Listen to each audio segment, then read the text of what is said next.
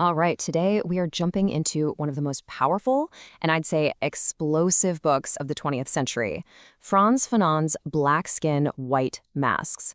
This is a book that just tears apart the psychology of colonialism, but with the sharp precision of a surgeon and, at the same time, the fire of a revolutionary. Right from the get-go, with these kind of cryptic opening lines, Fanon just pulls you in. He's setting the stage, telling us this isn't going to be some dry historical account or a straightforward political manifesto. No, this is an exploration of a deep internal crisis. We're about to look inside the minds of people who are trapped in this system. And to really feel the weight of what he's saying, we've got to understand the incredible man who wrote these words. I mean, Frantz Fanon was only 27 years old when this book came out, and his own life is absolutely key to unlocking what it all means. You see, Fanon's life was a direct clash with the very forces he wrote about.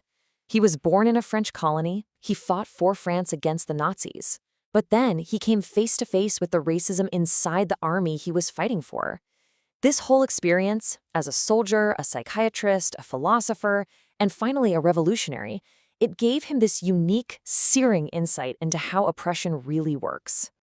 And that lived experience right there is what allowed Fanon to make his core diagnosis, that the deepest, most damaging wounds of colonialism, they weren't physical, they were psychological. So Fanon hits us with this absolutely shocking statement right at the start. Now, he's not saying this is a biological fact, of course not. He's diagnosing a social condition. He's describing a state of complete depersonalization, where the colonial system has just systematically stripped away the humanity of the black man, basically reducing him to an object that's only defined by his relationship to the white man. He calls this terrifying mental space the zone of non-being. It's this place where your own existence is denied, where you're made to feel like a stranger in your own skin. But, and this is so important for Fanon, it's also the only place where true liberation, what he calls an authentic upheaval, can actually begin. So how does this even happen? Well, Fanon's answer was pretty radical. He says, look, this isn't some individual psychological problem. He even comes up with a word for it, sociology. The sickness isn't in the person. It's created by the social and economic structure of the world around them. It's what we might call a systemic issue today. In his view, society itself is the patient that needs healing. And this constant social pressure leads to something Fanon calls, and this is just a brilliant phrase, the epidermalization of inferiority.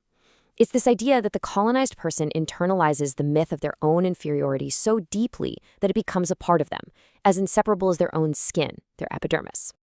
Okay, so what's the main tool for this internalization? How does this poison get into the system? Well, for Fanon, one of the most powerful ways is through language. Fanon's insight here is just so profound.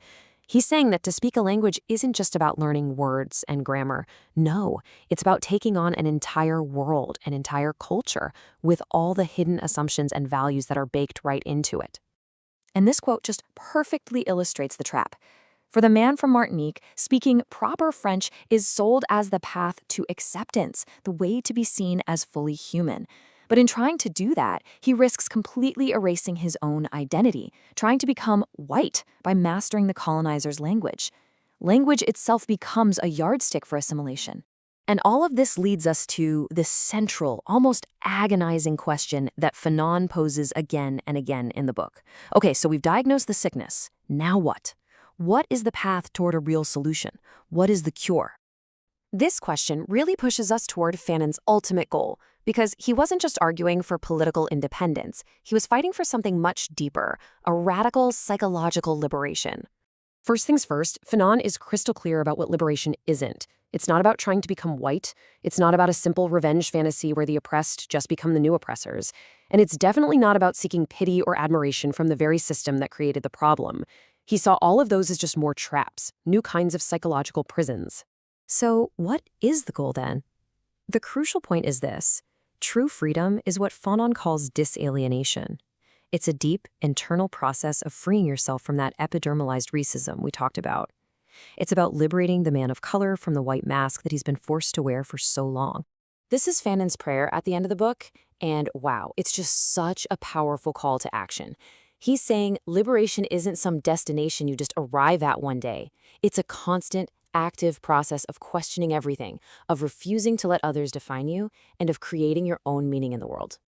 And that idea, that constant questioning, that's a big part of why this book, written over 70 years ago, feels like it could have been published yesterday. Its insights are just so startlingly relevant. I mean, think about it. The formal empires of Fanon's time, they've mostly fallen. But his analysis of cultural domination, of internalized oppression, of the complex psychology of identity and power, man, it has never felt more vital. You can hear its echoes in our conversations today about systemic racism, cultural identity, and the ongoing struggle for real decolonization, both in society and in our own minds. Ultimately, Fanon doesn't give us any easy answers. Instead, he leaves us with this powerful, enduring question. He's challenging all of us, really, to think about how we can build a world and a self that doesn't just tolerate difference, but that actually allows humanity to live otherwise. And that question feels more urgent now than maybe ever before.